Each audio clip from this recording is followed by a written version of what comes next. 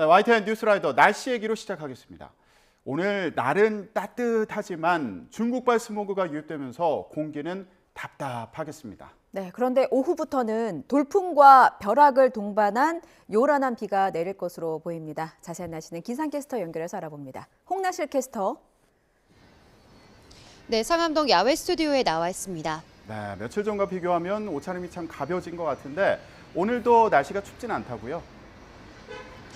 네, 그렇습니다. 보통 이맘때쯤 영하권 추위가 점점 강해지는데 요즘은 오히려 날이 더 온화해지고 있습니다. 현재 서울 기온은 4.6도로 어제 아침보다 조금 높게 출발하고 있고요.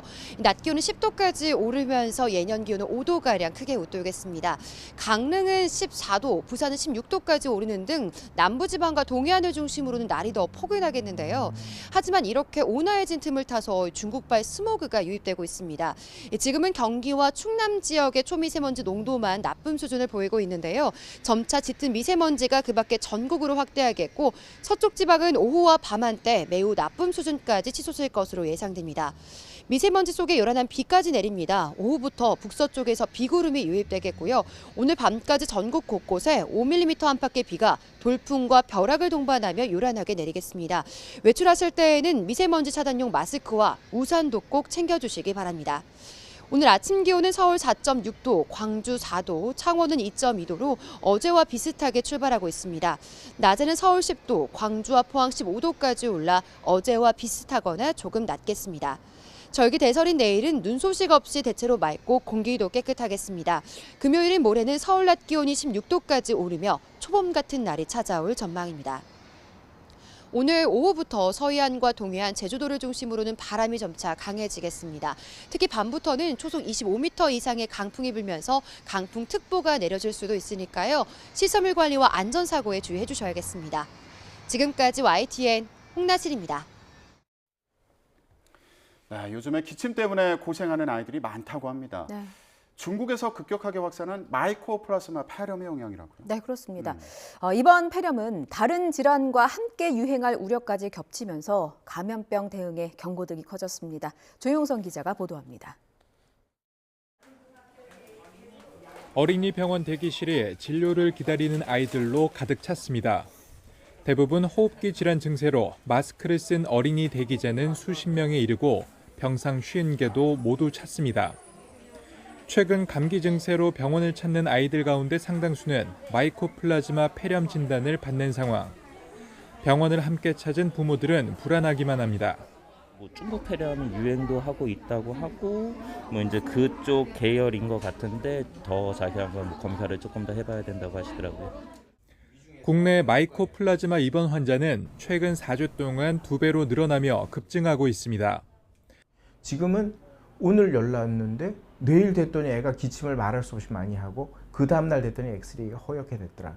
이렇게 예측할 수 없는 정도로 진행을 하는 아이들이 있습니다.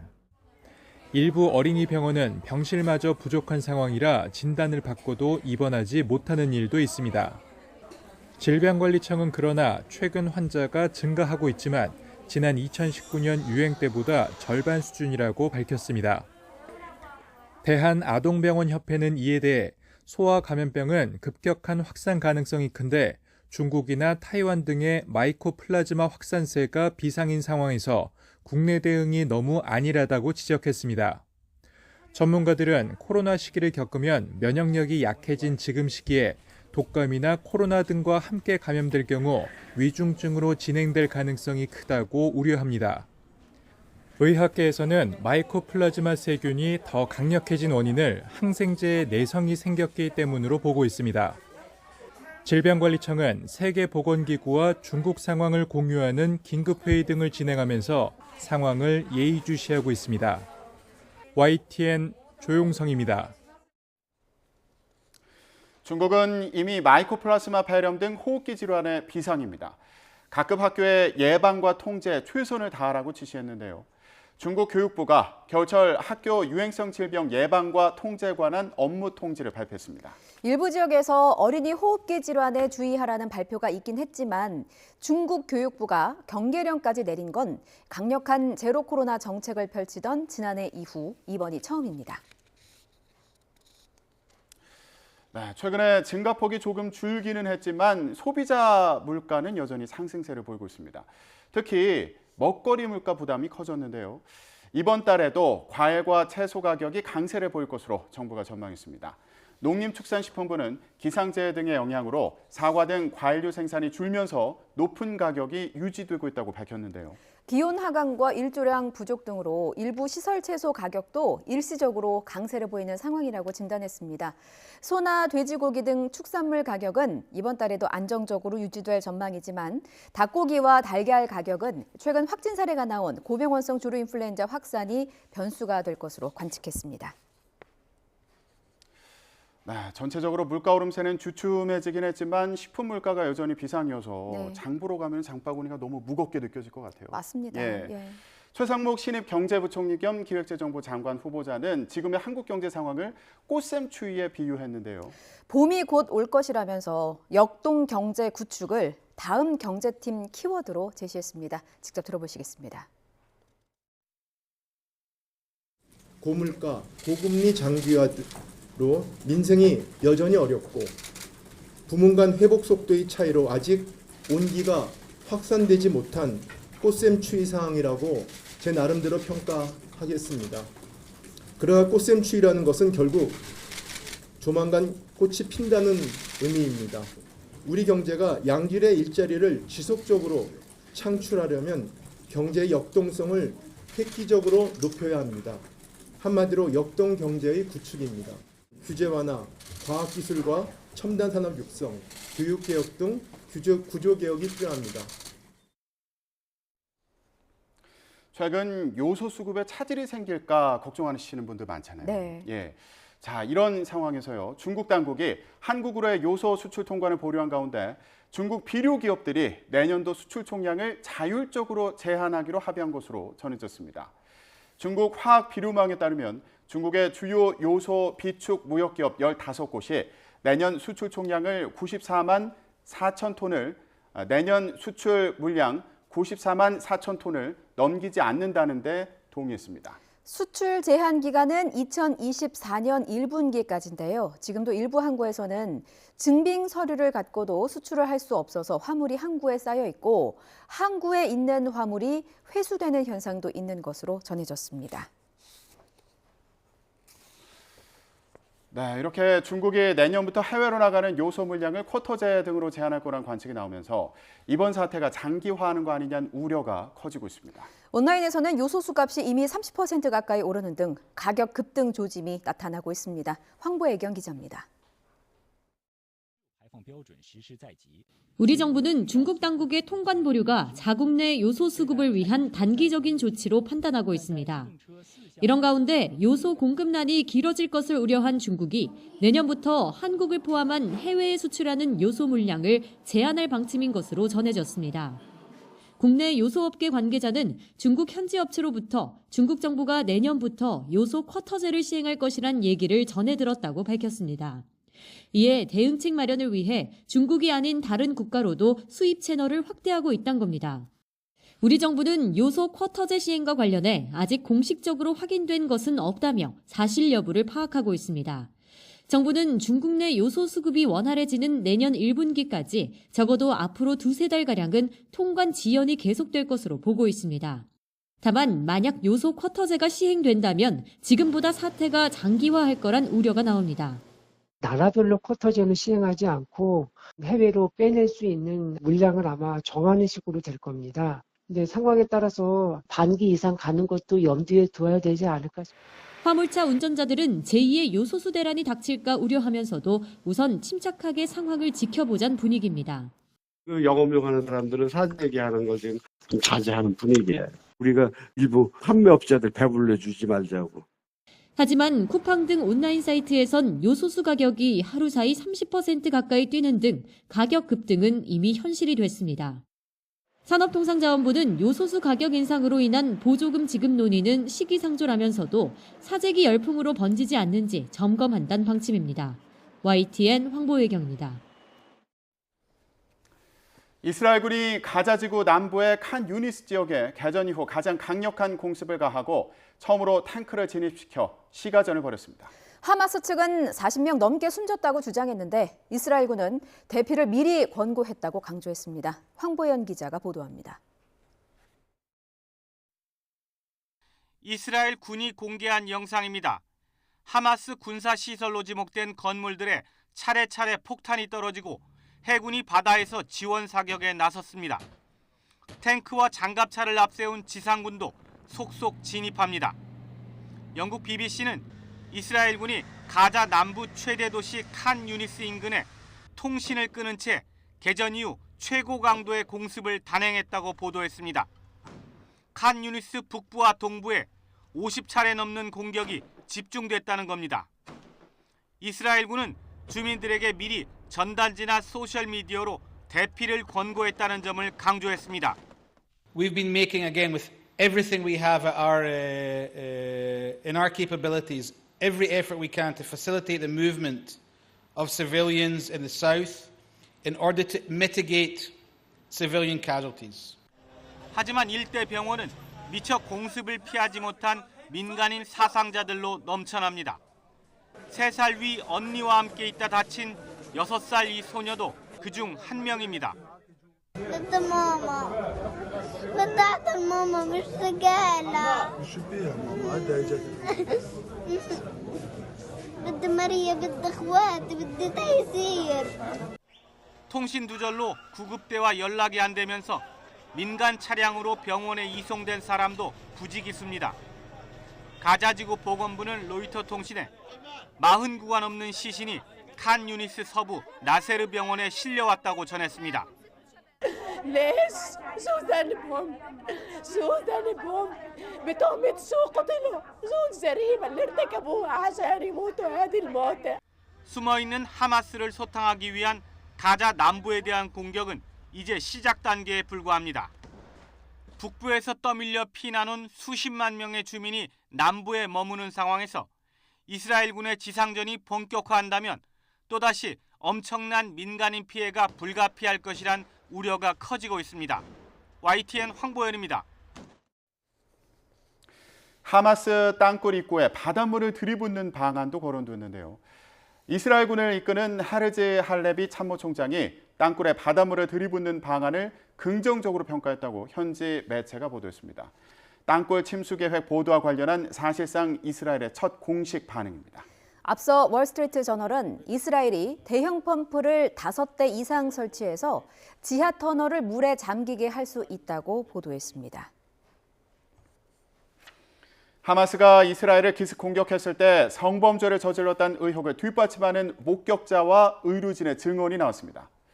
이스라엘 경찰은 성범죄에 관한 목격자와 의료진 증언 1,500여 건을 모았다며 이들 증언과 시신 사진, 부검 등의 2차 증거들을 계속 공개하고 있습니다. 이들 증거 가운데는 이스라엘 여성이 하마스 대원들의 집단 성폭행을 당하고 살해된 경우 등이 포함되어 있습니다.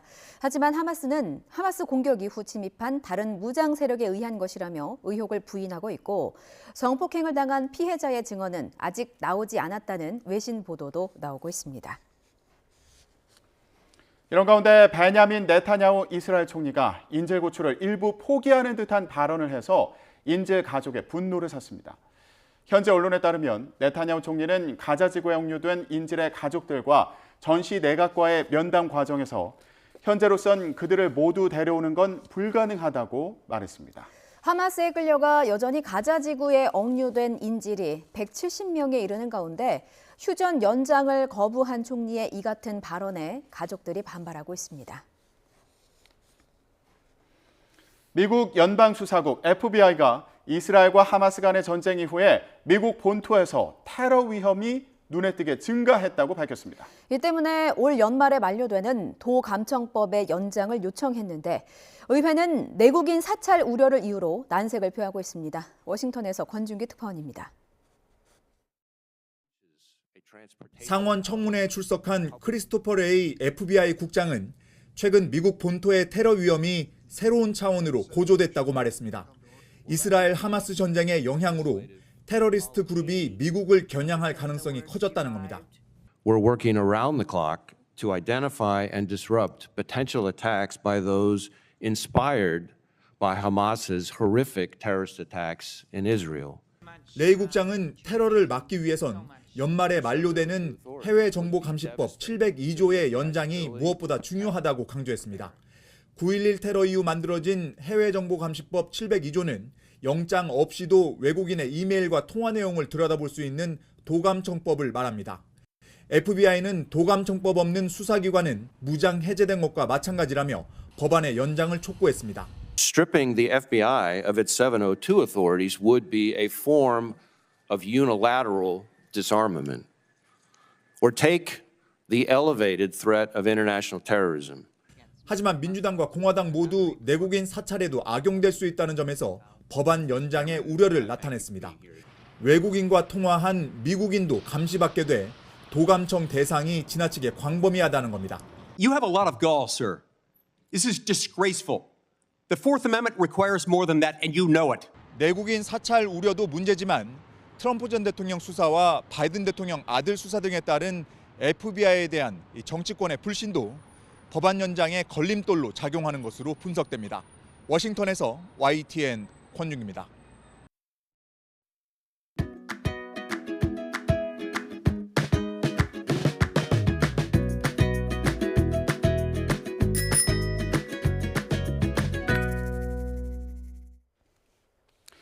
윤석열 대통령이 김기현 대표 등 국민의힘 지도부 또 대통령실 2기 참모진과 비공개 오찬을 했습니다. 이 자리에서 대통령실과 당은 원활한 소통을 강화하기로 했는데요. 당 지도부와 혁신위가 주류 희생안을 두고 갈등을 빚는 시점에 만남이 이루어져서 그 의미에 관심이 모아졌습니다. 일각에서 비대위 전환 주장까지 나오는 가운데 윤 대통령이 김 대표에게 힘을 실어준 거 아니냐 이런 시각도 있는데요. 비대위설을 일축하고 김기현 대표 체제로 총선을 치러야 한다는 암묵적인 메시지 아니냐 이런 해석입니다.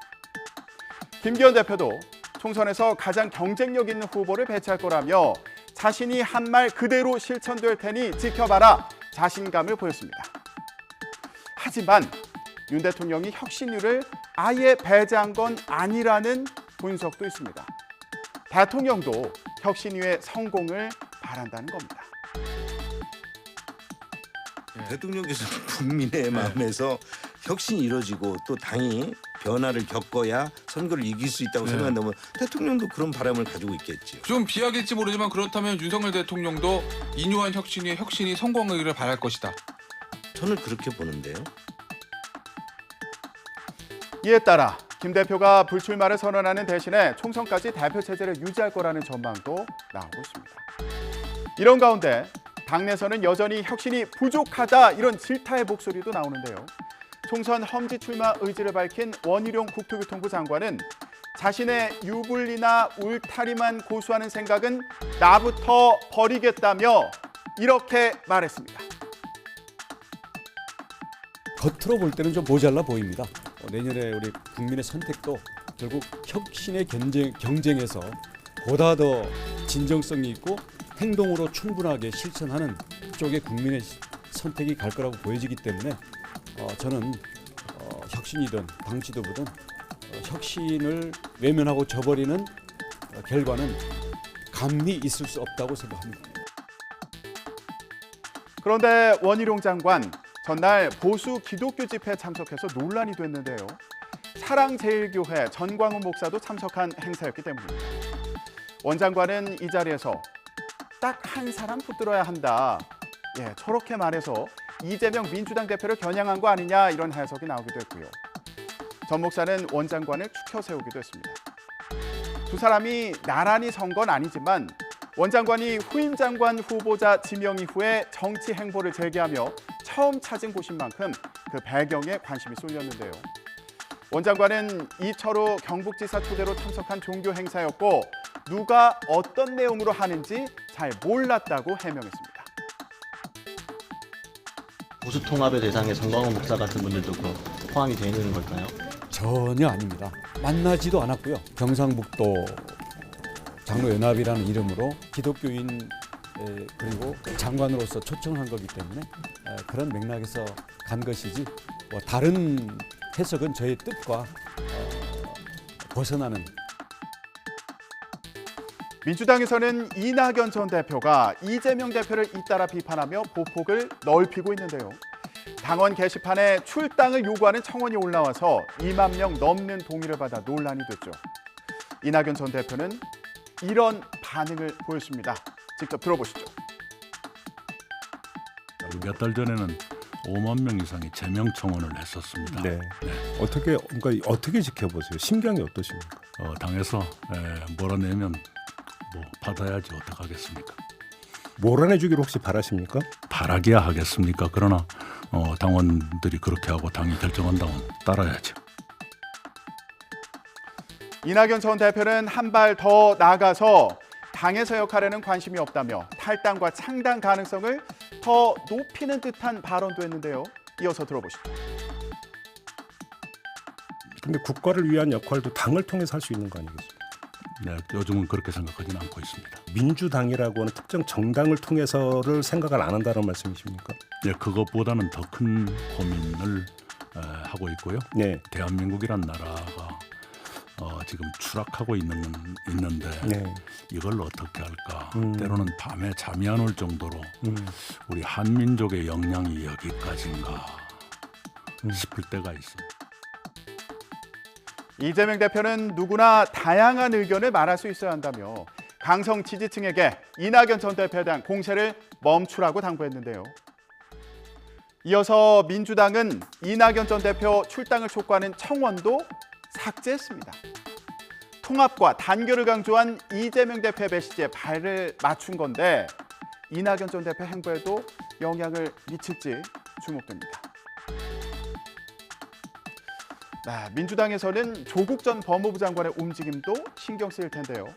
조 전 장관은 광주에서 출판기념회를 연 데 이어서 5.18 민주묘지를 찾는 등 총선 행보를 시작한 것 같은 모습을 보이고 있습니다. 이제 학자로서의 저의 역할은 끝났구나라는 생각을 절실히 느끼고 있고 윤석열 정권에 제가 아부하면서 살 수는 없지 않습니까? 조용히 웅크리고 골방에 처박혀서 살 수는 없는 것 아니냐라는 생각. 민주당으로서는 중도층에 어떤 영향을 미칠지 촉각을 곤두세울 수밖에 없어 보이네요. 이제 내년 총선 예비 후보 등록이 일주일도 남지 않았는데요. 그런데 선거구가 아직도 확정되지 않았습니다. 공직선거법에 따르면 국회는 선거일 1년 전까지 국회의원 지역구를 확정해야 합니다. 이미 지난 4월 10일까지 마쳤어야 한다는 거죠. 하지만 여야 논의가 지지부진하자 김진표 국회의장이 지난 1일 현행 국회의원 정수와 지역구 의원 정수를 유지하는 등의 기준을 선관위 선거구 획정위에 주고 획정안을 마련해달라고 요청했는데요. 어제 그 획정안이 국회에 제출됐습니다. 지금 보시는 것처럼 서울, 노원, 갑, 을, 병이 갑, 을로 통합되는 등 서울과 전북에서 각각 한 석이 줄고요. 또 인천과 경기에서 각각 한 석씩 늘어나는 방안입니다.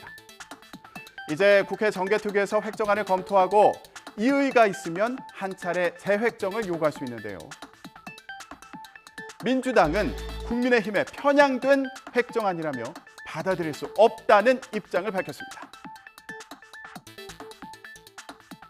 첫 번째로 인구수 대비 선거구가 가장 적은 곳은 경기도 안산시입니다. 두 번째가 서울 노원구예요. 세 번째가 서울 강남구입니다. 네 번째가 대구 달서구예요. 그런 데서 보면 이 기준을 갖고 한다고 치면 안산, 노원, 강남, 달서가 포함돼야 되는 겁니다. 그게 합리적인 기준과 그다음에 선거법, 공직선거법 25조에 부합하는 기준이라고 볼 수가 있습니다. 그런데 이번 획정에서 발표한 안을 보면 안산, 노원은 반영을 하고 강남, 달서는 뺐어요.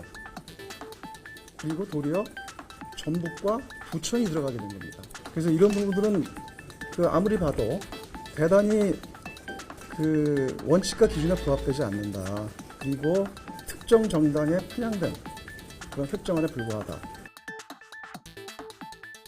선거구 획정이 늦어지면 현역 의원에 도전하는 정치 신인들이 불리할 수밖에 없을 텐데요. 지난 21대 총선에서도 선거를 한 달 정도 앞두고서야 선거구 획정안이 국회 본회의를 통과했는데 이번에는 어떨까요? 지켜보시죠. 네, 그런데 정계특위에서 여야가 뜻을 모은 것도 있습니다. 바로 이런 방식의 선거운동인데요. 잠시 영상으로 보고 오시죠. 안녕하세요. AI 윤석열입니다. 윤석열 후보와 너무 닮아 놀라셨습니까? 안녕하세요. AI 이재명입니다. 이재명 후보와 너무 닮아서 놀라셨나요? 네, 놀라셨나요? 지난 대선 당시 후보들의 모습을 그대로 본뜬 AI 후보들입니다. 당시에 이런 딥페이크 영상을 활용한 선거운동이 눈길을 끌었는데 한편에서는 가짜뉴스에 악용될 수 있다 이런 지적도 있었죠.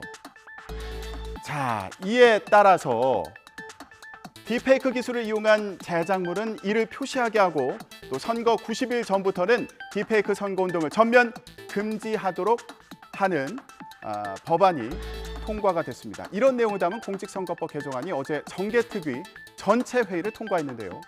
이제 국회 본회의 문턱을 넘으면 총선 90일 전인 내년 1월 11일부터는 딥페이크 선거운동을 할 수 없습니다. 내년 총선에서 가짜뉴스 걱정 없는 AI 후보들을 만나볼 수 있을까요?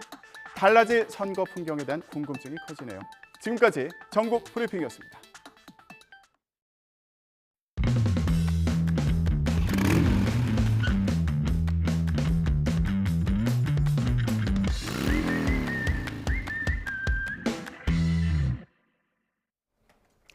YTN 뉴스라이더 함께하고 계십니다. 지난달 서울 영등포에서 80대 건물주가 살해당한 사건이 있었습니다. 당시에 두 사람이 잡혔습니다. 평소 무시해서 범행을 저질렀다는 30대 직원 김모 씨, 그리고 CCTV를 삭제하는 등 범행 흔적을 지운 모텔 업주 40대 조모 씨입니다. 둘 중에 한 사람, 살인 혐의를 받고 있는 직원 김 씨는 구속이 됐고 모텔 업주 조 씨는 풀려났습니다. 경찰은 조 씨가 지적장애가 있는 김 씨를 상대로 피해자를 죽여야 우리가 산다면서 가스라이팅을 한 정황을 제시했지만 법원이 받아들이지 않았거든요. 자, 그렇다면 이 증거는 어떨까요? 여기서 죽여라. 모텔업주 조 씨가 살인범 김 씨에게 범행을 구체적으로 지시한 영상을 경찰이 확보했습니다. 이 소식 YTN이 단독으로 보도합니다. 윤성훈 기자입니다. 80대 건물주인 살인사건 발생 직후 경찰은 40대 모텔업주 조모 씨를 이심했습니다.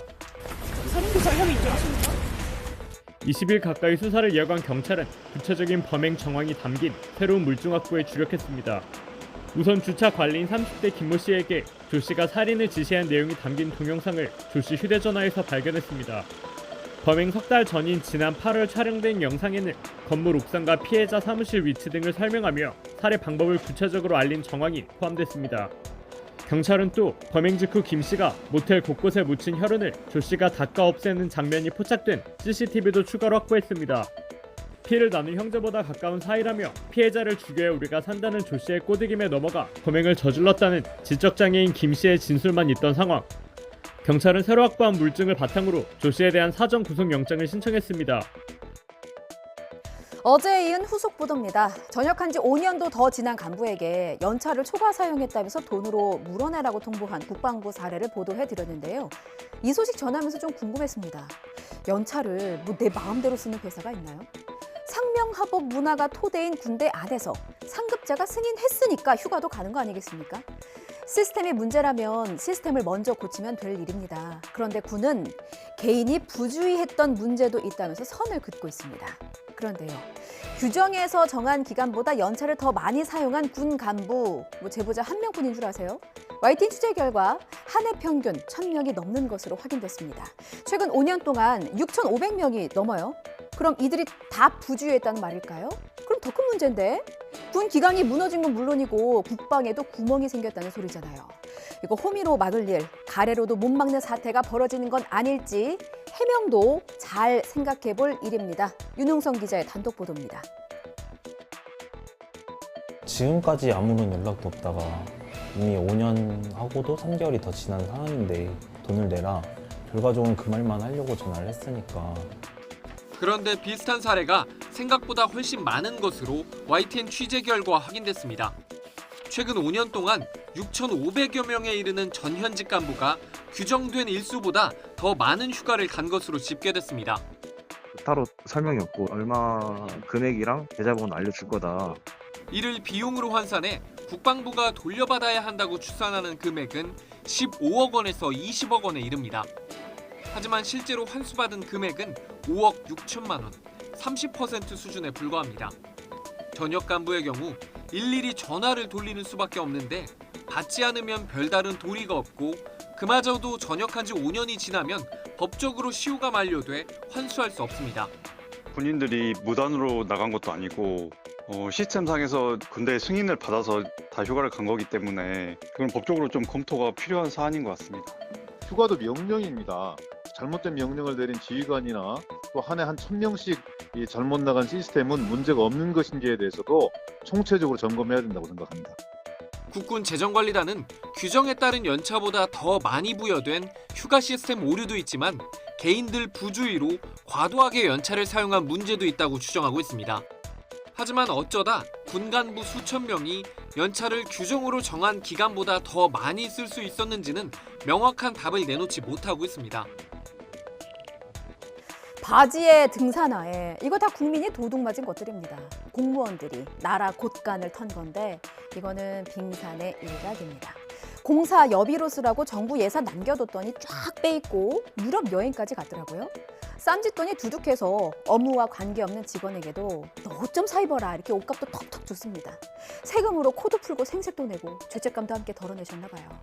줄줄 센 세금 확인된 돈만 12억 원이 넘습니다. 나라 곳간이 뭐 비었다 힘들다 하는데 세금이 부족한 게 아니라 혹시 도둑이 너무 많은 건 아닙니까? 이승배 기자입니다.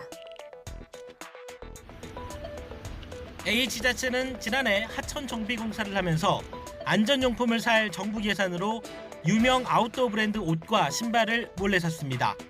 인원을 부풀려 금액을 늘리는 식으로 영수증을 조작해 많게는 한 사람이 500만 원 가까이 자기 돈처럼 썼습니다. 공사와 관계없는 직원들에게도 옷값을 나눠주며 선심을 쓰기도 했습니다. 권익위 조사 결과 이런 수법으로 공금을 부당하게 쓴 공공기관은 모두 14군데, 광역자치단체와 공사는 물론 교육청도 끼어 있었습니다. 이들이 들인 공금은 시설 부대비, 공사를 할 때 현장에 필요한 부대 경비로 쓰라고 빼두는 공금입니다. 공사 규모에 따라 일정 예산을 확보하게 돼 있는데 적게는 수십만 원에서 많게는 수천만 원이 넘습니다. 공사를 도맡는 시설직 공무원만 아는 예산입니다. 평균 27%가량이 쓰지 않고 불용 처리되는데 감시가 허술한 틈을 타서 이 돈을 몰래 갖다 쓴 겁니다. 최근 3년여 동안 이런 짓을 하다 적발된 사람만 1,300여 명, 새 나간 돈은 12억 원에 달합니다. 시설 부대비는 국민의 세금인 만큼 사적 물품을 구입하거나 개인이 부당하게 지급받는 것은 전형적인 부패 행위로서 절대 일어나서는 안 될 일입니다. 권익위는 부당 집행 내용을 해당 기관에 통보하고 빼돌린 돈에 대해서는 환수 조치를 요구했습니다. 지난 7월에 음주 단속을 피해서 도망가다 인도로 돌진한 차에 두 아이의 아빠가 숨지는 사고가 있었습니다. 생계를 위해서 타지에서 홀로 생활하던 아버지는 그렇게 갑자기 아이들의 곁을 떠나게 됐습니다. 이런 음주운전자에게 징역 10년이 선고됐습니다. 10년, 그 어떤 형벌로도 아버지의 빈자리를, 남편의 빈자리를 채울 수 없다고 생각합니다만 전문가들 사이에서는 이례적인 중형이라는 평가가 나옵니다. 그리고 피고인이 항소할 것이라는 전망도 나옵니다. 어떤 이유 때문일까요? 권준수 기자가 보도합니다. 회색 승용차가 처참하게 찌그러졌습니다. 차량 운전대를 잡은 건 회식 때 술을 마신 40대 A씨. 경찰 음주 단속 현장을 발견하고 그대로 도주하다가 인도를 돌진하면서 횡단보도 신호를 기다리던 50대 중년 남성이 목숨을 잃었습니다. 법원은 1심에서 사고를 낸 A씨에게 이례적으로 징역 10년이란 중형을 선고했습니다. 특정 범죄 가중처벌법상 위험 운전치사 등 혐의를 고려하더라도 대법원의 최대 양형 기준을 넘어선 판결입니다.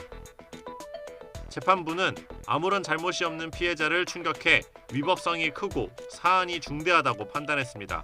신호위반이랑 보도침범이 둘 다 중과실에 해당될 정도로 큰 잘못이에요. 그리고 이제 남겨진 이제 가족들의 슬픔의 총량도 아마 가만히 돼서 전문가들은 양형 기준 이상의 형을 선고받은 A씨가 항소에 나설 가능성이 클 것으로 전망합니다. 앞서 A씨는 20여 년 전에도 술을 마시고 운전을 했다가 적발돼 처벌받은 전력이 있는 것으로 확인됐습니다.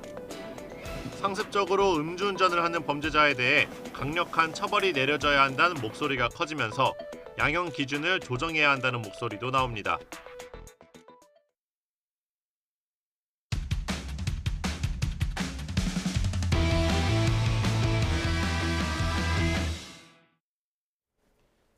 아이의 기침이 멎지 않는다. 당황하는 부모들이 빠르게 늘고 있습니다. 중국에서 빠르게 확산되고 있는 마이코플라스마 폐렴이 우리나라에서도 번지고 있는 건데요. 특히나 아이들이 가장 취약합니다. 이런 상황에서 소아과는 인력난으로 비상이 걸렸는데요. 현장 상황 어떤지 자세하게 한번 들어보겠습니다. 최용재 대한아동병원 협회장 연결합니다. 회장님 나와 계시죠? 네, 안녕하세요. 네. 최용재입니다. 감사합니다. 바쁘실 텐데. 저를 포함해서 요즘 아이를 키우는 엄마들 사이에서 걱정이 참 많습니다. 이게 마이코플라스마 폐렴으로 입원하는 아이들이 늘고 있다는데 지금 현재 상황 어떻습니까? 마이코플라즈마 폐렴 입원 환자들이 늘고 있는데 예. 이런 아이들은 약간 위중증으로 갈 소지가 있거나 위중증이거나 이러면 입원을 하게 됩니다. 그 마이코플라스마 폐렴군 감염증이라고 하는데 이게 어떤 질환인지 궁금해요. 설명 좀 부탁드립니다.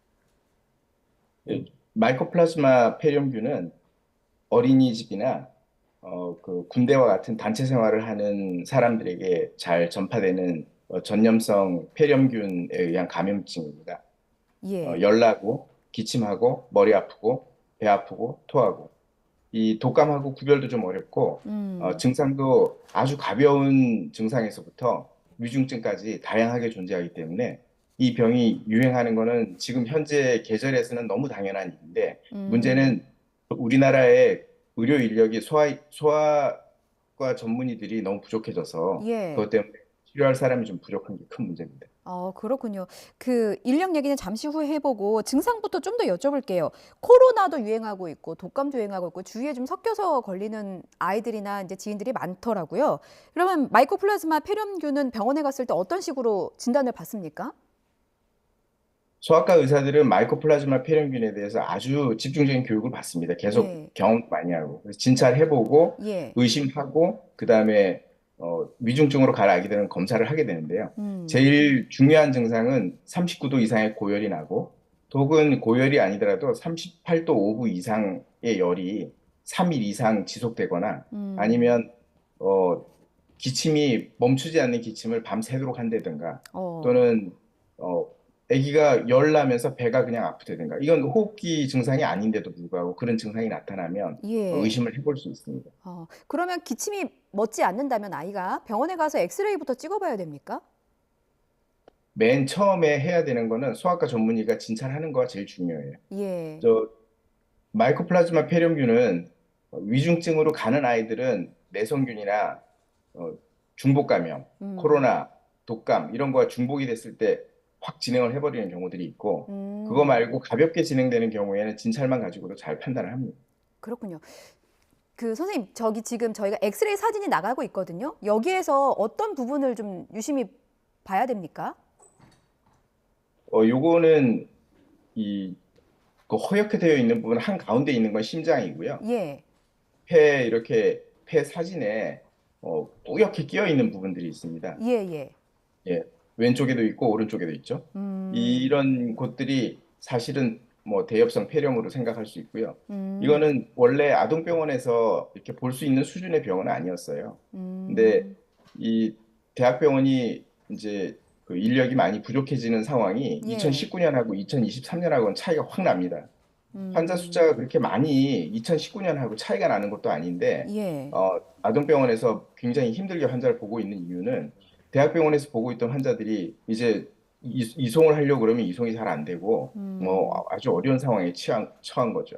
그렇군요. 중국에서도 그렇고 이 마이코플라스마 폐렴이 어린아이들이 특히나 취약하다고 하는데 아이들이 취약한 이유가 있습니까? 아기들은 해부학적으로 이 호흡기 그 윈드 파이프, 그러니까는 그 폐로 들어가는 이 에어 공기가 들어가는 이 숨구멍 자체가 워낙 예. 좁습니다. 예. 그러다 보니까 감기가 조금만 걸리더라도 그 호흡기 안에 가래가 차면서 숨 쉬는 게 좀 쉽게 어려워지고 가래가 많이 차면 그것 때문에 저렇게 하얗게 염증이 진행되는 경우들이 있거든요. 예. 그러면 대엽성 폐렴으로 진행돼서 비극적인 일이 일어날 수 있는데, 문제는 이 병 자체가 이렇게 죽어야 될 정도로 뭐 무서운 병이 아니라는 거죠. 이거는 치료하면 낫는 병인데 의사의 인력, 소아과 의사의 인력이 지금 많이 부족하게 된 어떤 제도적인 원인이 지금 문제가 되는 겁니다. 그 초기에 치료만 잘하면 될 수 있는데 인력이 부족해서 치료 시기를 놓치는 아이들이 많을 가능성이 있다, 이런 부분 좀 짚어주신 것 같아요.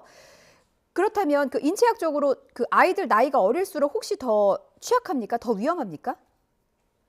나이가 어리다고 하더라도 아주 어린 애들은 또 마이코플라즈마 환자가 그렇게 많지 않고, 예. 오히려 4세에서 5세 어린이집이라든가 또는 뭐 15세에서 25세 이 군대에 가 있는 사람들이라든가, 이게 단체 생활을 하는 사람들에게 잘 걸리는 병이라서 이건 대표적인 전염병이고, 질병청에서도 이거를 4급 법정 전염병으로 지정해 놓은 상태입니다. 예. 그러니까 단체 생활에서 이제 그 전파 가능성이 크다는 말씀이시군요. 네, 이게 맞습니다. 뭐 죽을 만큼 심각한 병은 아닌데 대처에 좀 어려움이 있다라는 현실을 짚어주셨는데, 이게 독감처럼 그러면 계절마다 유행하는 계절병 중에 하나로 봐야 됩니까? 그럼요. 계절마다 다 옵니다. 그렇군요. 그런데 올해 초에 이런 뉴스가 있었어요. 태국 공주가 의식 불명 상태에 빠졌다. 그리고 이제 중국에서도 아이들 환자가 폭증하고 있어서 병원이 수용하기가 어렵다라는 기사들이 계속해서 나오고 있기 때문에, 혹시 우리나라에서 이렇게 빠른 확산세는 중국의 영향을 받았다고도 볼 수 있습니까? 저희 아동병원에 입원하고 있는 위중증 환자들인 경우에는 예. 대부분 내성균이라든가 코로나와 중복이 됐다든가, 혹은 독감과 중복이 됐다든가, 혹은 라이노바이러스와 중복이 됐다든가, 이런 이 중복 감염이라든가 이 내성균 환자에 의한 것들이 많습니다. 예. 그럼 항생제 내성이 원인이라는 말씀이세요? 이렇게 증상 치료가 잘 안 되는 이유가? 맞습니다. 항생제 내성균이 이 세균들끼리는 예. 그런 내성 능력을 공유하는 능력이 있어요. 근데 중국은 인접한 국가다 보니까 중국에서 그 내성균에 걸렸다가 회복된 사람이 여행을 해서 예. 한국에다가 이렇게 퍼뜨리게 되면, 한국뿐만 아니라 인접 국가에다가 퍼뜨리게 되면 예. 그런 나라에도 다 내성균들이 쭉 늘어날 수 있는 겁니다. 꼭 중국만 지칭하는 게 아니고 다른 나라도 언제든지 그런 내성균들은 쉽게 퍼질 수가 있는데, 이 병 자체를 치료하는 거가 시설이 있고 소아과 전문의가 있으면 되는 거거든요. 근데 그런 우리 그 병으로 치자면 우리나라의 그 소아 그 필수 의료 체계가 예. 좀 어려운 상황이다 보니까 이거를 우리 능력으로 이제 감당하기 좀 어려워지는 상황이 되고 있으니 조심하자, 이런 그 취지의 성명을 낸 겁니다. 아, 그렇군요. 지금 시설과 전문의에 대해서 좀 더 그 확충할 필요성이 있다고 말씀을 해주셨는데, 중국의 경우는 치료제를 확보하기 위해서 사재기 현상도 벌어지고 있더라고요. 그러니까 시설과 전문의와는 별개로 우리가 확보하고 있는 치료제 물량은 현재 좀 안정적인 상황인 겁니까? 치료제 자체는 뭐 아직까지 부족함을 느끼지는 않는데, 예. 일단 기본적인 치료제 말고 지금 위중증으로 가는 아이들에 대한 그 내성균에 대해서 사용해야 되는 그 독시사이클린이라든가 퀴놀론제 제제들의 허가 범위가 소아과 의사들이 사용하기에 좀 불편합니다. 이걸 사용하면 뭐 삭감된다는 그런 그 이야기들이 있고, 그래서 의사들이 선뜻 그것을 선택하기가 좀 어렵고, 삭감이라는 의사들의 게 예산 삭감 말씀이신 건가요? 그거를 사용하고 나서 약값을 그 보험공단에서 줘야 되는데 예. 그걸 안 주는 경향이 있다는 거죠. 아, 그렇군요. 앞서 이게 집단 생활에서 취약하다라고 말씀을 해주셨는데, 예방법에 대해서 좀 조언 좀 부탁드리겠습니다. 어떻게 하면 막을 수 있을까요? 예방법은 일반적인 예방법하고 똑같습니다. 마스크 사용하고, 그다음에 손발 씻고, 그 외출했다 돌아오면 손발 씻고, 마스크 쓰고, 그리고 이빨 닦고, 뭐 이런 식으로 개인 위생을 하면 많이 도움이 되는데요. 그것만 가지고는 지금 그 이 위중증으로 진행하는 아이들을 어떻게 돕는 데는 큰 그 효과가 없습니다.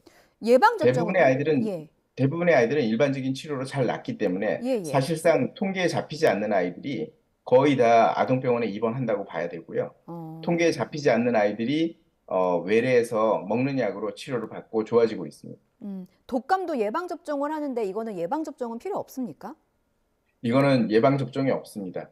일반적인 치료만 가지고도 예. 잘 낫는 병이었기 때문에 정상적인 그 국가 필수 의료 체제가 돌아가고 있으면 이 병 자체는 그렇게 대단한 병이 아닙니다. 혹시나요, 가정에서 어린 아이를 두고 있는 부모들의 경우는 상비약에 대한 질문을 좀 많이 하시더라고요. 왜냐하면 선생님께서 계속 지적을 해주시다시피 필수 의료 체계가 많이 무너지고 있는 상황이고 아이 있는 집이라면 응급실 한번 이용하기도 힘들다는 거 한 번쯤은 다 체감하셨을 거거든요. 그렇다면 가정에서는 아이들을 위해서 상비약은 뭐 어떤 걸 구비해 놓으면 좋습니까? 뭐 기침약이라든지 콧물약이라든지 해열제라든지. 일반적인 감기약 가지고 예. 처음에 증상이 생기거나 가벼운 뭐 열이라든가 이런 게 있을 때는 예. 3일까지 기다려 보셔도 됩니다. 이게 39도 이상의 고열이거나 예. 38도 5부 이상의 열이 3일 이상 지속되거나 뭐 기침을 밤새도록 많이 한다든가 하는 그런 증상들이 생기면 그때 병원을 방문하셔도 골든 타임 이내에 치료를 받을 수 있는 것이 우리나라 현실입니다. 예. 지금 선생님께서 계속 짚어주신 현실을 조금 더 들여다보겠습니다. 계속 그 인력난, 시스템의 붕괴 이런 부분을 말씀해 주셔서요. 지난 4일에 대한아동병원협회에서 성명서를 냈고 정부 차원에서 대책을 마련해야 한다라고 촉구하고 있는데 구체적으로 어떤 부분이 가장 문제라고 보시는 겁니까? 지금 그 2019년 경우에는 우리나라의 대학병원에 그 소아과들이 전공의를 포함해서 입원이 충분히 가능한 풀 패키지로 다 작동이 잘 되는 시기였어요. 예. 그때 뭐 환자들이 200명이 발생했다. 근데 그 지금은 이 2023년도에는 75%의 대학병원이 환자를 받아주지 못하고 있습니다. 소아과 중증 환자를. 위중증 환자들이 이제 갈 데가 없는데 우리는 아동병원은 또 아동병원 수준에 맞는 호흡기 다른 바이러스 감염증, RSV라든가 예. 독감이라든가 이런 것들에 의해서 굉장히 몸살을 앓고 있고 예. 우리가 위중증 환자가 발생해가지고 전원을 하려고 그러면 전원이 잘 안 되고 굉장히 어려운 상황입니다. 그러다 보니까 그런 거를 어디다 호소하려고 그래도 호소가 잘 안 되고 이게 아니야 이거 뭐 대학병원 표준으로 했더니 당신들이 하는 말이 통계와는 좀 맞지 않아. 그 통계와 맞지 않는 건 좋은데 현실을 반영하지 않는 통계 아니냐 그런 걱정이 있는 거고. 그다음에 이 소아과에서 어떤 약이 부족하다. 내성균주에 사용하는 약을 좀 사용하게 해달라. 이런 이야기를 하려고 그래도 이건 여기 식약처에 알아보고 저건 여기 해보고 뭐 이런 식으로 돌아가고 또 소아과 의사들에 대한 어떤 제도라든가 이런 거를 결정해야 되는 부분에 있어서 이거를 좀 도와주세요. 이렇게 얘기를 하면 이거는 뭐 형평성이 안 맞아. 이렇게 이제 얘기를 한다는 거죠. 그러면 소아과는 그 과가 뭐 대한민국의 내과에서부터 뭐 성인과를 보는 많은 과들이 있는데 예. 그 중에 이제 소아과 형평성만 딱 따져서 너는 안 돼. 이런 식으로 얘기를 하면 이제 우리나라의 그 투표권 없는 어린 국민들은 어떻게 하냐 이거죠. 이렇게 해서 살병으로 죽으면 이거 억울하지 않겠냐 이거. 지금 관리 주체가 다르고 부서 간의 이견으로 현장에서는 굉장한 어려움을 겪고 있다라는 부분을 토로해 주셨는데 그렇다면 더 큰 대유행으로 가기 전에 지금 당장 정부가 좀 해줬으면 하는 대책은 어떤 것입니까? 지금 정부에서는 많은 노력을 기울이고 있다고 저는 느끼고 있어요. 근데 예. 제도적으로 전문 공무원들이 일할 수 있는 환경이 좀 안 되고 있고 필수 의료과에서도 소아과를 위해서 많은 노력을 하고 있는데 그 선생님들이 제도적으로 어떤 이 소아과를 또 이렇게 그 투표권 없는 어린 국민들을 도와주기에는 너무 한계가 많다는 겁니다. 우리나라 전체가 힘을 합쳐서 소아과나 소아 청소년 의료과 같은 것을 좀 만들어가지고 그런 어려움을 좀 해소할 수 있는 기회가 좀 만들어졌으면 좋겠다는 생각하고 있습니다. 소아 의료 체계에 대한 시스템 정비를 좀 제도적으로 해야 된다라는 말씀이셨어요. 다른 나라, 지금 마이코플라스마에 대해서만 좀 질문을 드리면요. 인도나 타이완 같은 다른 국가는 비교적 대책을 좀 잘 마련하고 있다라고 평가를 하셨거든요. 어떻게 우리나라와 다른지를 좀 비교해 주세요. 마이코플라즈마 폐렴균에 대해서 이 대응 대책을 많이 마련하고 그 위에 이 방역 수준을 많이 올렸습니다. 그리고 중국에서 오는 어떤 여행객이라든가 이런 것들에 대해서도 이제 대책을 좀 마련하고 있는 것 같고 일단 문턱을 많이 만들었어요. 그리고 약도 많이 마련해놨고 거기는 그래도 우리하고 조금 차이가 나는 게 소아 청소년 의료나 필수 의료과 의사들이 충분히 있는 상태입니다. 한국에서 성인과 관련해가지고 마이코플라즈마 폐렴이 무서워요 이런 얘기는 안 나옵니다. 성인은 아무리 많은 환자 발생해도 이 코로나와 달리 충분히 내과에서 다 감당할 수가 있습니다. 내과는 의사들도 충분히 있고 그 치료하는 시설이나 이런 것들이 다 있는데 한국은 이 소아과 아동병원 자체가 지금 간신히 이렇게 버티고 있는 상황인데 우리만 지금 이렇게 허덕거리는 거 아니냐 이런 생각이 좀 있는 겁니다. 알겠습니다. 회장님 끝으로 짧게요. 저도 미취학 아동을 키우고 있기 때문에 지금 아동 병원의 상황이 어떤지 현실적으로 정말 한마디만 딱 듣고 싶어서요. 협회 회장이기도 하시고 회장님께서 직접 소아병원을 운영하고 계시기 때문에 현재 병실 상황 그리고 독감이나 감기나 뭐 마이코플라즈마 환자나 아이들이 어떤 치료를 못 받고 좀 어려움에 처해 있는지를 현장의 목소리를 좀 한마디로 부탁드리겠습니다. 저희는 골든타임을 지키기 위해서 최선을 다하고 있고 아동병원 협회는 협회 모든 회원들과 아주 긴밀하게 연결하면서 환자들을 최대한 위중증으로 빠지지 않게 전력을 다하고 있습니다. 지금 저희가 원하는 것은 저희가 이렇게 노력을 다 하고 있는데 거기에 대한 도움을 좀 달라는 거고 보호자분들이 많이 힘드시더라도 시간을 조금 기다려 주시고 화내지 마시고 뭐 3시간, 4시간씩 기다리시는 분들 많으니까 그리고 이번 순서가 오지 않더라도 환자를 살리기 위해서 위중증으로 가지 않도록 저희는 순서를 최대한 조정하고 있습니다. 그래서 저희들 좀 믿어주셨으면 좋겠고 나라에서도 우리나라 이 국가 정치인들이나 또 힘 있는 분들이 다 힘을 합쳐서 투표권 없는 어린 국민들을 위해서 노력을 좀 해주셨으면 좋겠습니다. 네, 최선을 다하고 있다는 말씀에 가슴이 뭉클합니다. 앞으로도 현장에서 최선을 다해서 쌓아주시길 당부드리고요. 목소리가 잘 전달됐으리라 봅니다. 지금까지 최용재 대한아동병원협회장과 말씀 나눠봤습니다. 회장님 고맙습니다. 감사합니다.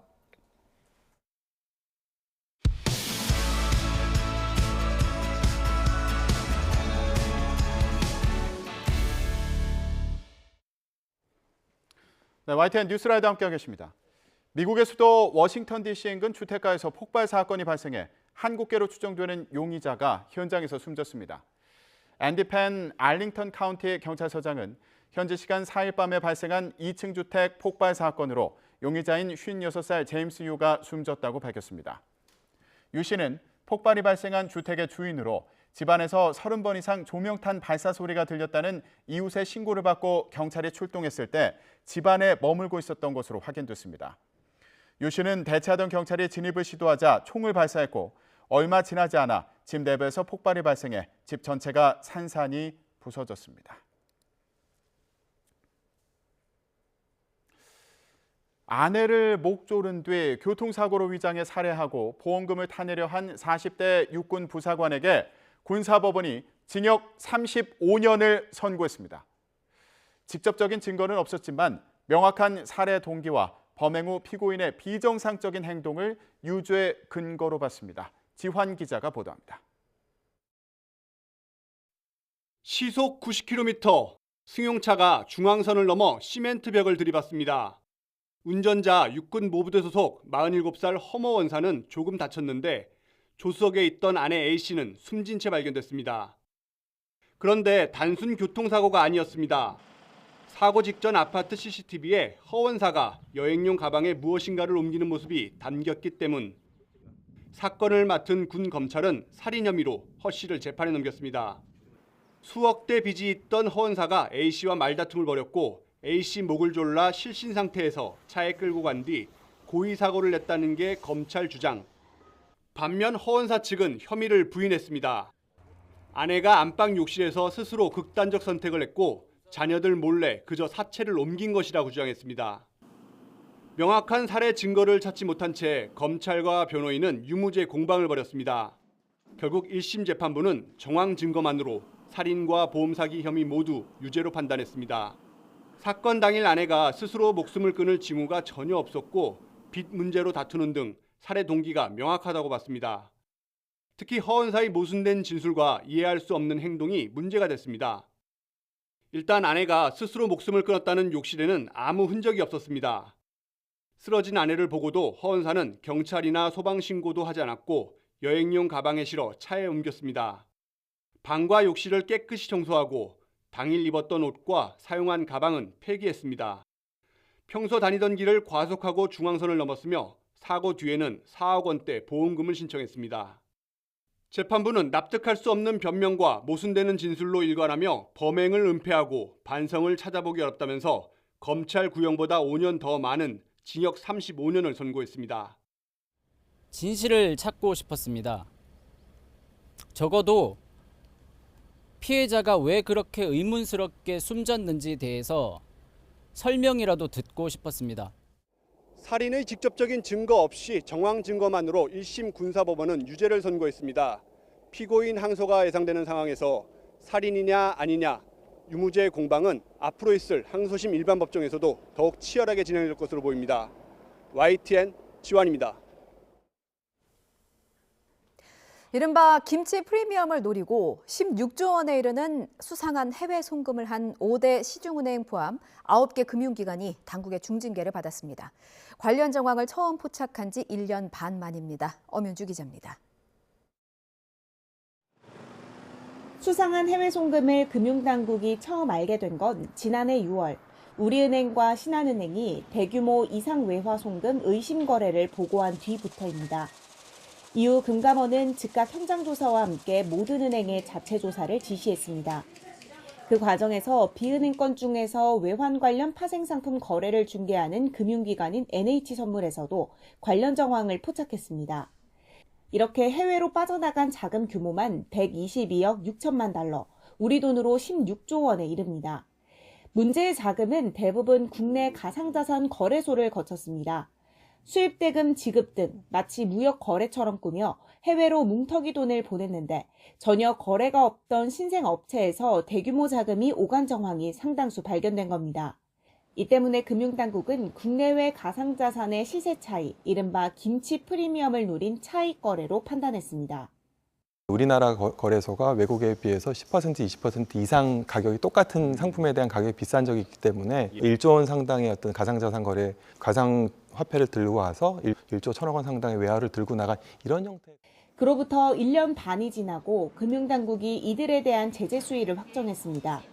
5대 시중은행 모두 일부 지점에 한해 영업정지와 과징금을 부과받았고 이 가운데 위반 금액이 가장 컸던 NH선물의 경우 본점 왜곡한 업무에 대해 5.2개월의 영업정지 처분이 내려졌습니다.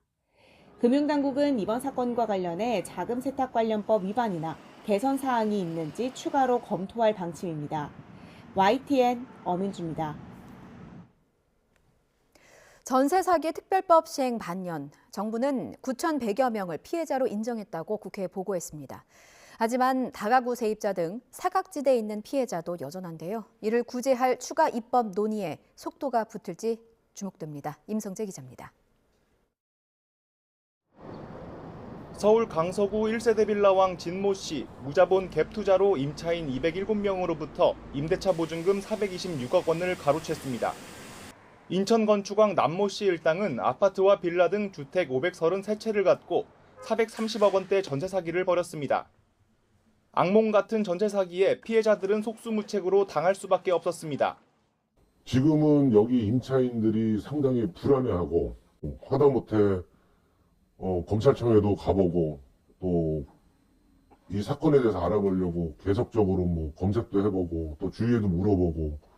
이에 여야가 합심해 전세 사기 피해자를 지원하기 위한 특별법을 통과시킨 지 반년. 정부는 특별법 시행 후 첫 국회 보고에서 9,100여 명에 달하는 전세 사기 피해자를 인정했다고 전했습니다. 현재까지 약 3,800건의 지원이 이루어졌고 앞으로 절차가 진행됨에 따라 지원 실적은 계속 증가할 것으로 전망하고 있습니다. 유형별로는 상당수인 약 43%가 무자본 갭 투기와 세입자에게 전세금을 부풀려 받아 주택 매매 대금을 치르는 동시진행 사기였던 것으로 파악됐습니다. 특히 피해자 10명 중 7명 이상은 20, 30대 청년층이었고 수도권 이외에도 부산, 대전 순으로 많았습니다. 2030 청년층이 1042명으로서 84%가 청년층이 지금 피해가 되고 있습니다. 그 또한 보증금 2억 원 이하가 98%, 오피스텔과 다세대가 84%로. 하지만 다가구 주택 거주자 등 현행법상 사각지대도 여전한 것으로 드러났습니다. 피해 구제를 위해 한국토지주택공사 LH가 피해 주택을 사들인 뒤 피해자에게 임대로 내주는 정책을 펴는데 다가구의 경우 매입 자체가 쉽지 않기 때문입니다. 다가구 피해자들에게는 이게 보증금 회수 방안에 대해서는 전혀 대책이 안 된다는 거는 알고 계시죠? 통매입을 하든 뭐를 하든 매입 방식이요. 일단 정부는 매입이 곤란한 경우 개별 가구별로 LH가 전세 계약을 맺어 피해자에게 재임대하거나 이마저도 안 될 경우 인근에 확보한 공공임대주택을 제공하는 3단계 지원 체계를 기본 방향으로 구축하기로 했습니다. 특히 통매입이 불가피한 다가구는 전체 임차인 동의가 아닌 전체 피해자 동의만으로 매입할 수 있도록 매입 요건을 완화하는 방안도 검토 중입니다. 정부는 이 같은 내용을 담을 특별법 개정 논의에 적극 참여하겠다고 밝혔습니다. 하지만 선구제 후 구상을 주장하는 야당과 형평성 문제를 제기하는 여당의 의견 차로 논의 과정은 순탄치만은 않을 것으로 보입니다. YTN 임성재입니다. 1인 가구가 늘고 혼술 문화도 확산하면서 와인이나 위스키 등의 해외 직구가 크게 늘고 있는데요. 해외 쇼핑몰 가격만 보고 국내보다 싸다며 사는 경우도 많습니다. 그런데 실제로는 국내가 더 싼 경우가 많다고 합니다. 김선희 기자입니다. 혼자 술을 마시는 이른바 혼술족이 늘어나며 와인이나 위스키 등의 해외 직구가 매년 큰 폭으로 증가하고 있습니다. 2018년 26억 원 정도에 머물렀던 주류 해외 직구는 4년 만에 344억 원으로 10배 넘게 폭발적으로 늘었습니다.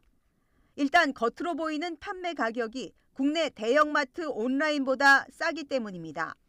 해외 선택권이 더 많은 것 같고 뭐 세금 이런 걸 다 떠나서 그 소비자 가격이 훨씬 더 저렴하다고 생각되어서. 그런데 한국소비자원이 와인과 위스키 각 10종류씩 20개 제품을 조사했더니 실제 판매 가격은 많이 달랐습니다. 와인은 10개 제품 가운데 8개가, 위스키는 10개 모두 국내 가격이 더 저렴했습니다.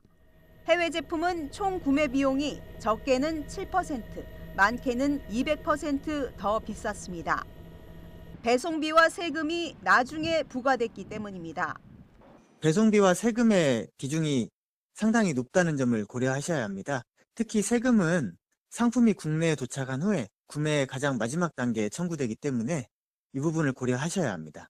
실제로 A씨는 지난해 해외 직구로 위스키를 31만 원 정도에 샀는데 나중에 관세, 주세 등이 붙어 결국 42만 원 넘게 지불했습니다. 이의를 제기하자 판매자는 세금 부과에 대한 고지 의무가 없다는 대답만 돌아왔습니다. 해외 직구를 이용할 때 관세와 주세를 포함한 주류 세금은 쇼핑몰에서 확인하기 어렵습니다. 한국소비자원은 관세청 홈페이지에서 세금 산정 기준을 참고해 정확한 액수를 계산할 필요가 있다고 조언했습니다. YTN 김선희입니다.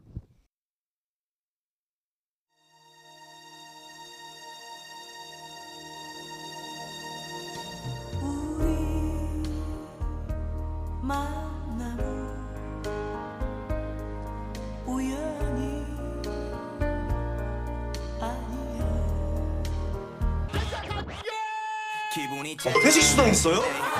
당연히 가죠.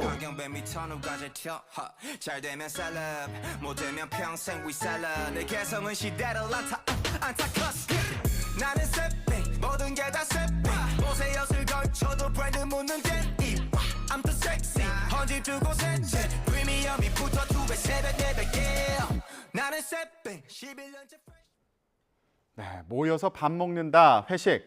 연말을 맞아서 회식하시는 분들 많을 텐데요. 코로나19가 한창일 때와는 분위기가 좀 다르겠죠. 아무래도 모임이 더 활발해졌을 것 같은데요. 그런데 회식에 참석해야 하는 요즘 젊은 직장인들 Z세대 생각도 이전과는 많이 좀 다른 것 같습니다.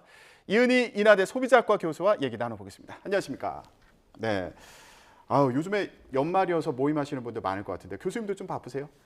저희는 주로 이제 한 학기에 한 번 정도 모여가지고 같이 예. 식사하는 식으로 그렇게 하고 있습니다. 연말이어서 특별히 회식을 더 많이 하고 이러지는 않으시나 봐요. 네네. 그렇군요. 네네. 학생들하고도 좀 종종 식사를 하세요? 학생들하고 이제 같이 하긴 하는데요. 이제 학생들이 좀 어려워하니까 저희가 이제 잠깐 참석해서 이제 조금 얘기 좀 하고 그다음에 저희는 이제 빠져주는. 네네 그런 식으로 진행하고 있죠. 그렇군요. 저도 돌아보면 교수님이랑 만약 식사를 하게 된다 그런 자리라면 굉장히 어려웠을 것 같습니다. 예.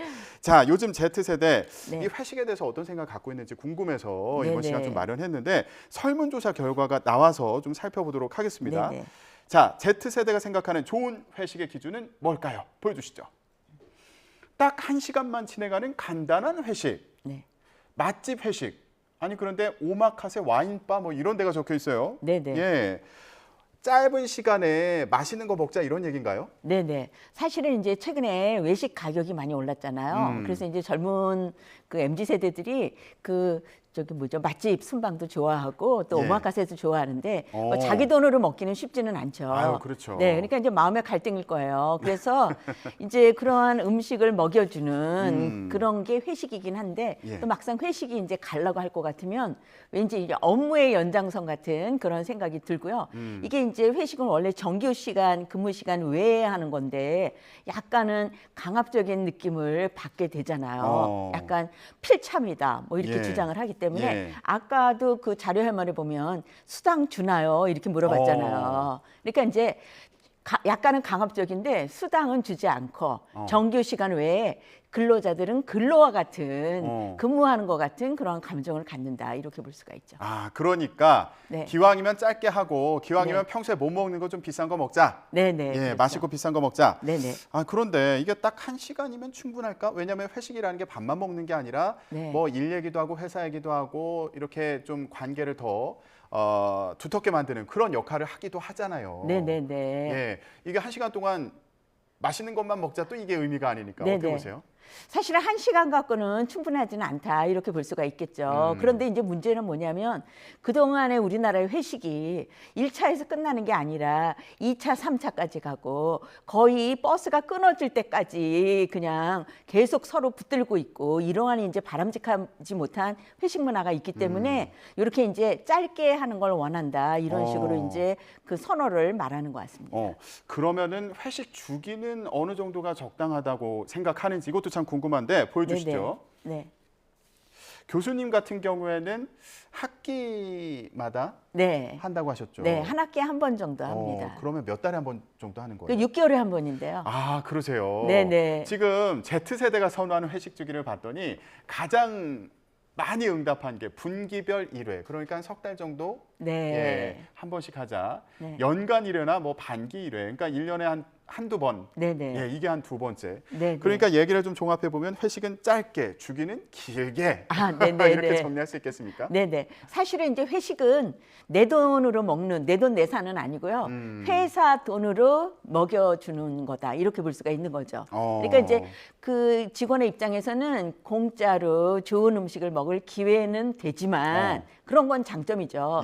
그렇지만 이제 약간은 강압적이고 또 막상 회식에 참석을 하면 빠져나오기가 어렵고 또 이제 필참이라고 그러죠. 뭐 빠지면 또 그 눈치 보이고 뭐 그렇죠. 그래서 일단 좋은 점도 있지만 이제 나쁜 점이 너무나 이제 크게 느껴지기 때문에 이제 꺼리는 문화가 이렇게 많이 확산되는 것 같습니다. 예. 뭐 이렇게 Z세대 같은 경우에는 짧고 굵게 끝나는 회식이 좋겠다. 네네. 그리고 자주는 안 했으면 좋겠다. 그런데 사실 우리나라 회식 문화가 또 그렇지는 않잖아요. 네네, 그렇죠. 네네. 이런 부분에 대한 부담을 좀 표현한 것으로 보이는데 네네. 그런데 또 의외의 결과가 있어서요. Z세대 설문조사를 보면 회식이 싫다 이렇게 얘기하는 답변이 당연히 1위일 거라고 생각했는데 그렇지가 않았습니다. 보여주시죠.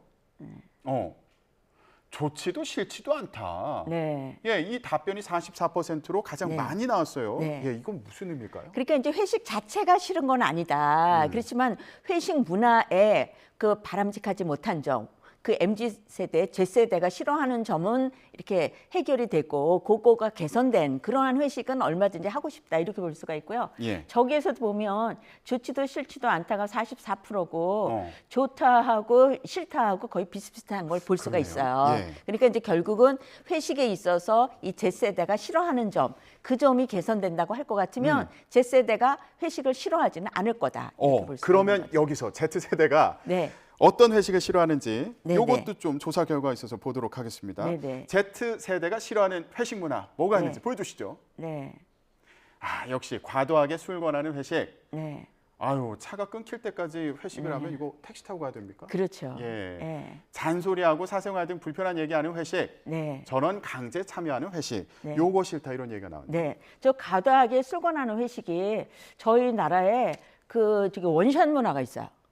원샷. 아, 원샷. 네. 그러니까 그냥 무조건 이거 끝까지 마셔야 된다. 그러니까 술 못 마시는 사람도 무조건 마셔야 된다고 강요를 하는 경우가 많고요. 예. 지금은 이제 코로나 때문에 많이 없어졌는데 술잔 돌리기를 하면서 원샷을 강요하는 경우도 있죠. 예전에 그런 그랬죠. 것들이. 네. 그런 것들이 이제 그 술 못 마시는 사람이나 Z세대가 보기에는 심지어는 이제 끔찍하다 이렇게 생각할 수도 있고요. 예. 그다음에 이제 저기 세 번째 보시면 잔소리 혹은 사생활 등 뭐 이런 것들이 있거든요. 예. 그러니까 이제 회사에서 업무 때문에 이렇게 스트레스 받고 잔소리 듣는 것도 힘들어 죽겠는데 회사 끝나고까지 나와가지고 또 계속적으로 잔소리를 하고 사생활에 또 대해서 또 이렇게 그렇죠. 친근한 얘기 듣고 이런 네, 뭐 애인 있어, 뭐 애인하고 뭐 어디 가서 뭐 해 이런 식으로 아이고. 불필요한 질문을 막 강요를 해가지고 굉장히 그 자리에 있는 게 막 고통스러울 정도로 그러한 경우도 많이 있죠. 아, 그렇군요. 네. 지금 방송 보시는 윗분들 계시면 물론 네. 그분들은 지금 TV는 못 보시겠지만 네네. 나중이라도 보시면 요런 거 지금 신입사원들 싫어한다는 거 명심하셔야겠습니다. 네네, 그렇습니다. 자, 그런데 회식이 부담스러운 이유 중에 하나가 네. 이제 술을 많이 마시는 경우가 있으니까요. 네네네. 건배사 시키는 경우가 있잖아요. 그렇죠. 예, 그래서 저희가 좀 인터넷에서 이렇게 어떤 건배사들이 있는지 좀 조사를 해봤습니다. 보여주시죠. 네. 마돈나 마지막에 온 사람 돈 내고 나가기 이러면서 짠을 하는 거라고 하더라고요. 네네. 아니, 마지막에 온 사람이 돈을 내고 나가는 거면 이제 돈 내고 회식을 마치는 겁니까? 그 저기 마지막에 온 사람 얼마나 스트레스 받겠어요. 돈만 내고 회식을 그렇죠. 끝내야 원래 되는 건가요? 회식은 회사에서 먹여주는 건데. 아. 그러니까 이제 저런 건배사는 별로 이렇게 바람직하다고 보기는 좀 어려울 것 같아요. 아, 그래요. 근데 이제 저기 보시면 뚝배기 같은 경우에 뚝심 있게 배짱 있게 기운차게 저런 거는 굉장히 긍정적이죠. 뚝배기 이 네. 건배사 괜찮다. 네네네. 예, 다른 건배사들도 좀 있어서 보여주세요. 네. 예, 명품백. 아, 명퇴조심, 품위유지, 백수방지. 아, 이건 좀 마음이 무거워지는. 네, 예, 특히. 그런 건배사네요. 네. 자, 그러면 뚝배기로 하는 걸로. 네. 예, 올해 연말 모임에서는 뚝배기 건배사 괜찮다고 교수님이 추천을 해주셨네요. 네. 자, 지금 시청하고 계신 시청자 여러분들 유튜브로 혹시 보고 계신 분들이 있으면 댓글로 괜찮은 건배사 있으면 좀 올려주시면 저희가 소개해드리고요. 저희도 좀 건배사 알아가면 좋으니까 혹시 모를 연말 연시 회식 자리에서 써먹을 건배사가 있는지 좀 알려주시죠. 공유했으면 좋겠습니다. 자, 그런데 저희가 이번에 이 얘기를 좀 준비하면서 알아봤더니 이 회식이라는 게요. 조선시대에도 있었다. 이런 얘기가 있더라고요. 그 사극 보시면 임금님이 이 부하들 옆에 거느리고 이렇게 막 술 한 잔 권하고 막 공손하게 받아 마시고 이런 거 볼 수가 있지 않습니까? 그래서 이제 그 향연은 우리 조선시대부터 있었던 것이다. 이렇게 볼 수가 있고요. 또 이 회식이라는 단어가 회민이라는 단어에서 연유됐다. 이러한 얘기도 있는데 이 회민이 하나 되자. 라는 뜻이라고 합니다. 그러니까 이제 이 회식이라는 것이 그 임금님과 신하 간에 이렇게 단합이라든가 서로 마음을 나누고 그런 의미의 연회다 이렇게 볼 수가 있는 것이죠. 그렇군요. 네.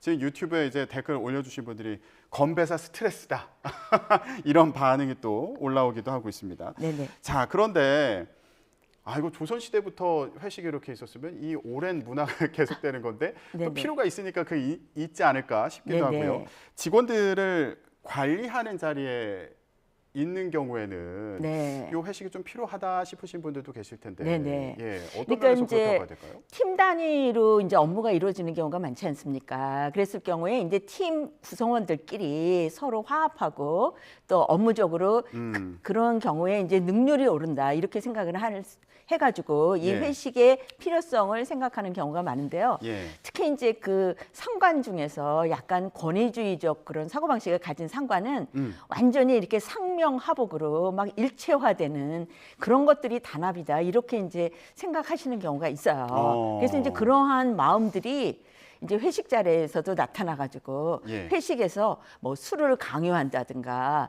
또 불필요한 질문을 막 강압적으로 답을 요구한다든가 예. 뭐 이러한 이제 문제가 나타나게 된다 이렇게 볼 수가 있는데 예. 사실은 이제 이러한 회식 문화가 뭐 우리나라에만 있는 건 아니고 같은 아시아권에 뭐 중국하고 일본도 이런 회식 문화가 있다고 하더라고요. 그런데 일본이 우리나라보다 조금 더 심했다고 해요. 그래서 한 2015년경에 막 뉴스에 크게 나고 그랬거든요. 예. 네, 근데 이제 그 무슨 기획사 회식 자리에서 그 상관이 또 그 직원을 막 뜨거운 물에다가 이렇게 얼굴을 이렇게 묻고 막 이랬어요. 그래서 이제 그런 것들이 이제 뉴스가 이렇게 크게 되고 그런 사건이 몇 번 있다가 보니까 예. 이제 자각이 일어나가지고 일본 같은 경우에도 지금 많이 개선이 됐다고 얘기를 하고요.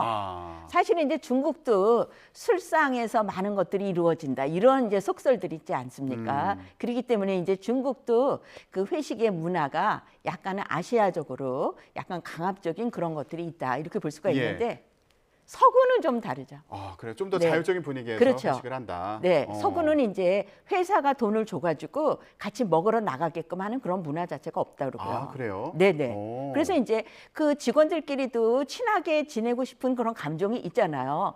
그럴 때는 그냥 자기네들 돈 내가지고 퇴근 후에 마음 맞는 사람들끼리 모여서 맥주 한잔 하고 이런 식으로 해서 예. 문화가 다르다. 이렇게 예. 볼 수가 있는 것이죠. 억지로 회식하는 경우는 없다 이런 네, 말씀이신데 그렇죠. 그러면 그 시대에 맞게 이제 회식 문화도 좀 변화를 해야 될 텐데 요즘 회식 트렌드는 좀 어떤가요? 이게 이제 코로나19가 이제 지나면서 많이 이제 트렌드가 바뀌었고요. 또 지금 이제 그 신입사원들이 우리가 Z세대라고 하는데 되게 이제 대학 졸업하고 20대를 우리가 Z세대라고 합니다. 근데 이제 이러한 Z세대는 그 40, 50대 상관들하고는 그 사고방식이 많이 다르죠. 그리고 이제 중요한 거는 회사라는 거는 업무를 효율적으로 잘해가지고 능률을 올리는 건데 이제 윗사람이 생각하는 능률을 올리는 방법하고 Z세대가 생각하는 능률을 올리는 방법하고는 다르다. Z세대가 생각하는 능률을 올리는 방법은 뭐가 있을까요? 네, 이 사람들은 이제 그 워라밸이라고 그러지 않습니까? 자기가 그냥 강요에 의해서 끌려다니는 게 아니라 자기가 회사에서 열심히 일하고 그다음에 집에 가서 충분히 쉬고 자기가 하고 싶은 거 자율적으로 하고 예. 그다음에 이제 팀원들끼리도 필요하다면 서로 부담 주지 않는 범위 내에서 서로 뭐 회식을 하거나 아니면 이제 음식을 나눠 먹거나 식사 자리를 갖는 것이 예. 더욱더 업무 효율에 좋다 이렇게 생각을 하는 거죠. 요즘에 얘기를 들어보니까 회식할 때 방탈출 카페 가는 경우도 있다고 그러고요. 네네네. 예. 그리고 뭐 볼링을 치거나 볼링 같은 경우는 예전에도 이제 회식 때 많이들 가는 경우가 네네. 있었던 것 같은데 실내 서핑 하는 경우도 있다고. 아, 네네. 그렇다고 그러더라고요. 그 요즘에 이제 뭐 가상 현실 게임을 하는 경우도 있잖아요. 이렇게 안경 네네. 끼고서. 아, 네네. 예, 그런 네. VR 게임을 하는 경우도 있다. 아, 네네. 예, 그래서 요즘에 Z세대 회식 문화는 또 많이 다르구나. 네. 예, 이런 생각이 들었습니다. 네, 그러니까 이제 옛날에 있었던 그 회식은 천편일률적 아니었습니까? 일단은 식사하러 가고 그다음에 2차 가고 3차 가고 그냥 버스가 끊어질 때까지 서로 이제 끌고 다니는 거죠. 그런데 이제 지금은 그게 아니라 이제 술보다는 이제 다른 게임이나 이런 걸로 통해서 그 구성원들끼리 서로 친해지고 예. 재미있는 경험을 공유하고 예. 이러한 이제 문화를 더 선호한다 이렇게 볼 수가 있겠습니다. 요즘에 회식 문화 119 뭐 이런 네. 얘기도 있더라고요. 아, 네네. 한 가지 술로 자리는 1차까지만 9시 전에 끝나는 술자리를 네. 의미한다고 합니다. 그러니까 예. 이제 회사 입장에서도 이 회식 문화로 인해서 그 Z세대가 너무나 이제 불편해하니까 이게 이제 결국은 회사 전체를 위해서도 바람직하지 않다라는 생각에서 회식 문화를 바꿔야 되겠다라는 입장에서 회식 문화 119를 하기도 하고요. 또 회식할 때 금지할 요소 해가지고 뭐 1차까지만 가기. 그다음에 술 권하는 거 금지하기. 뭐 이런 식으로 해서 회식할 때 금지할 요소 4가지, 5가지 이런 식으로 이제 제시를 하기도 한다릅니다. 아, 그렇군요. 네. 자, 이제 자리 마무리할 시간이 됐는데 네네. 교수님과 제가 이제 회식은 못 하겠지만 여기서 아쉬움 없이 마무리 이렇게 네네. 물로라도 좀 짠하고 네네네. 마무리할까요? 예, 아까 네. 말씀하셨던 뚝배기에 치면서 뚝배기. 마무리하겠습니다. 네, 네네. 뚝배기. 뚝배기. 예, 네. 뚝심 있게 배짱 있게 기운차게 여러분들 한 해 잘 마무리하시기 바랍니다. 지금까지 이은희 인하대 소비자학과 교수였습니다. 말씀 고맙습니다. 추위가 주춤하면 중국발 스모그가 말썽입니다. 우선 오늘 서울 아침 기온은 3.9도로 예년 기온을 6도가량 웃돌았는데요. 낮에도 10도까지 올라서 예년보다 5도가량 높겠습니다. 특히 남부지방과 동해안을 중심으로는 강릉 14도, 부산 16도까지 올라서 온화함을 넘어 따뜻하게도 느껴지겠는데요. 하지만 서풍을 타고서 중국발 스모그가 유입되고 있습니다. 현재 서울 등 수도권과 충남 지역을 중심으로는 초미세먼지 농도가 나쁨 수준 보이고 있습니다. 이 점차 짙은 미세먼지가 그 밖에 전국으로 확대하겠고 서쪽 지방은 오후와 밤 한때 매우 나쁨 수준까지 치솟을 것으로 예상됩니다. 미세먼지 속에 요란한 비까지 내립니다. 오후부터 북서쪽에서 비구름이 유입되겠고요. 밤까지 전국 곳곳에 5mm 안팎의 비가 돌풍과 벼락을 동반하며 요란하게 내리겠습니다. 오늘 외출하실 때에는 미세먼지 차단용 마스크와 함께 우산 꼭 챙겨주시기 바랍니다. 오늘 낮 기온은 어제와 비슷하거나 조금 낮겠습니다. 서울 10도, 광주와 포항 15도까지 오르겠습니다. 절기 대설인 내일은 눈 소식 없이 전국이 대체로 맑겠고요. 대기 확산도 원활해지며 전국의 대기질은 양호하겠습니다. 금요일인 모레는 서울 낮 기온이 16도까지 올라 초봄 같은 날이 찾아올 전망입니다. 오늘 오후부터 서해안과 동해안 그리고 제주도를 중심으로 바람이 강해지겠습니다. 특히 밤부터는 초속 25m 이상의 강풍이 불면서 강풍특보가 내려질 수도 있으니까요. 시설물 관리와 안전사고에 주의해 주시기 바랍니다. 지금까지 YTN 홍나실입니다. 오늘 뉴스라던 여기서 마치겠습니다. 내일 뵙겠습니다. 고맙습니다.